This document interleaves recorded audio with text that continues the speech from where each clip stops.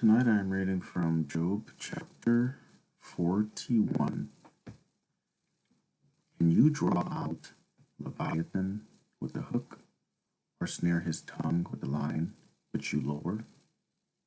Can you put a reed through his nose, or pierce his jaw with a hook?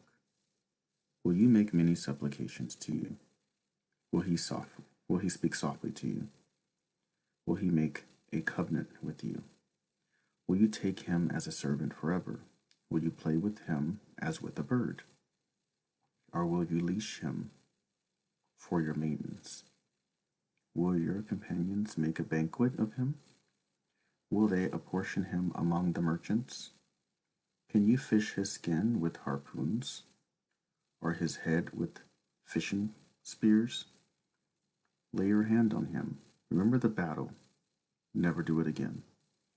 Indeed, any hope of overcoming him is false. Shall one not be overwhelmed at the sight of him? No one is so fierce that he could dare stir him up. Who then is able to stand against me?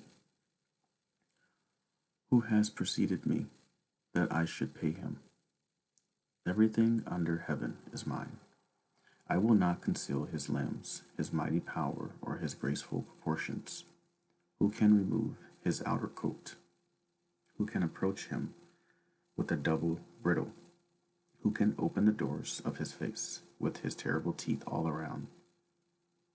His rows of scales, or his pride, shut up tightly as with a seal. One is so near another that no air can come between them. They are joined one to another. They stick together and cannot be parted. His sneezings flash forth light. His eyes are like the eyelids of the morning. Out of his mouth go burning lights. Sparks of fire shoot out. Smoke goes out of his nostrils as from a boiling pot and burning rushes. His teeth kindles coals, and a flame goes out of his mouth. Strength dwells in his neck, and sorrow dances before him. The folds of his flesh are joined together. They are firm on him and cannot be moved. His heart is as hard as stone, even as hard as lower millstone. When he raises himself up, the mighty are afraid. Because of his crashing, they are beside themselves. Though the sword reaches him, it cannot avail, nor does spear, dart, or javelin. He regards iron as straw, and bronze as rotten wood. The arrow cannot make him flee. Sling stones become like stubble to him. Darts are regarded as straw. He laughs at the threat of a javelin. His undersides are like sharp potsherds. He spreads pointed marks in the mirror. He makes the deep boil like a pot. He makes the sea like a pot of ointment. He leaves a shining wake behind him.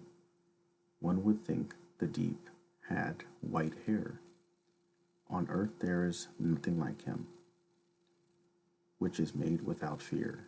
He beholds everything. He beholds every high thing. He is king over all the children of pride. That was Job chapter 41.